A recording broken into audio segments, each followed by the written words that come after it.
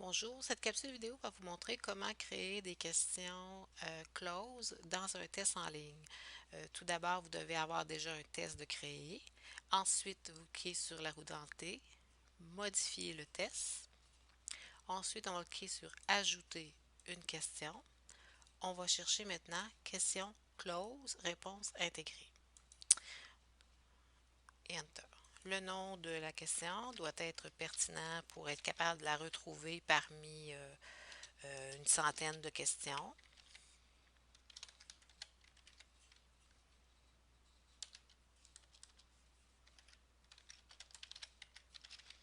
Voilà.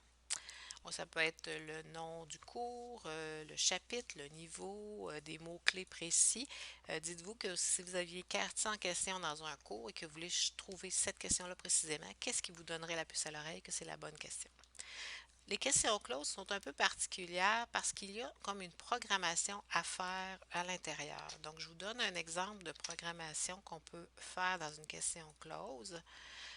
Par exemple, si on demande de faire correspondre les villes avec l'État. Donc, les étoiles ici représentent le début d'une phrase. OK?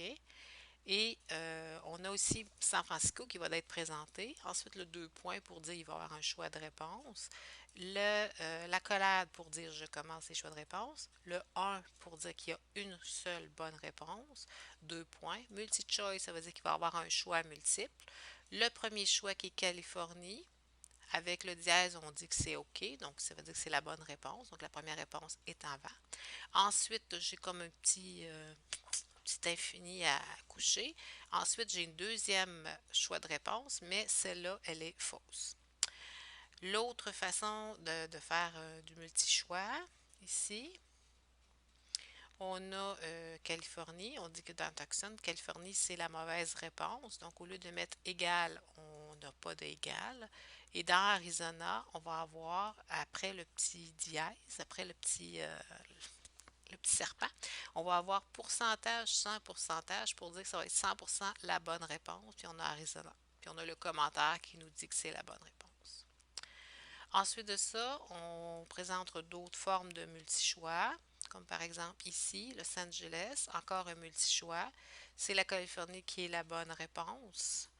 Et on a Arizona qui est un mauvais choix de réponse. Donc, celle-ci et celle-ci sont comme identiques. Ensuite, Phoenix.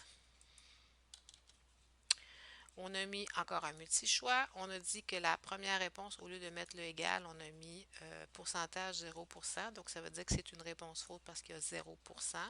Et après ça, on a mis le égal Arizona. Donc, le égal signifie que c'est la bonne réponse.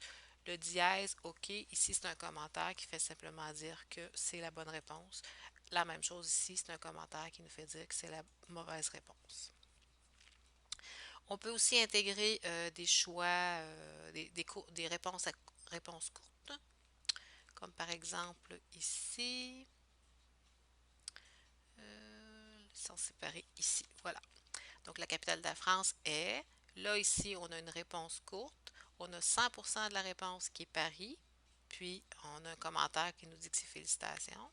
Et on nous a mis une réponse qui vaut 50%, c'est-à-dire Marseille, qui n'est pas la capitale de la France, mais qui est la deuxième plus grande ville de la France. Ah oui, c'est écrit tout de suite après. Voilà. Et j'ai le commentaire ici qui dit. Et j'avais. Ah, j'ai coupé trop vite. Et j'avais toute autre réponse. Bon, le petit serpent couché avec l'étoile. L'étoile veut dire toute autre réponse. Mais toutes les autres réponses qui vont être écrites, ça va être mauvaise réponse, la capitale est Paris, bien sûr. Donc, allons voir de quoi ça a l'air. Je vais cliquer sur Enregistrer. On va faire le test. Donc, notre question close, elle est ici. Je vais la mettre en premier. Je vais faire le test. Faire le test. Voilà.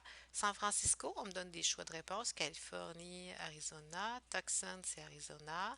Los Angeles, c'est choix de réponse, ça va être Californie. Phoenix, ça va être Arizona. Et la capitale de la France, c'est une réponse courte, donc je vais écrire Paris. Si je fais terminer le test, tout envoyer terminé. On va voir comment il va corriger. Ah, j'ai toutes les bonnes réponses. Il me les a tous corrigées. Donc, j'ai 5 points sur 5 parce que j'avais 100% de chacune des réponses. Si la question était sur 5, bien, il donnait un point pour chacune des réponses. Si je retourne à la question, voilà, j'avais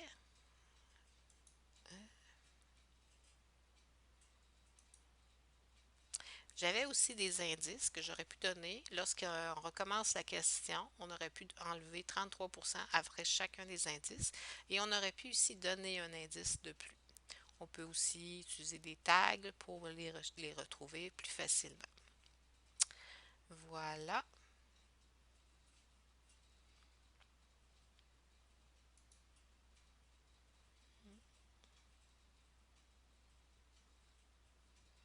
Et on fait enregistrer.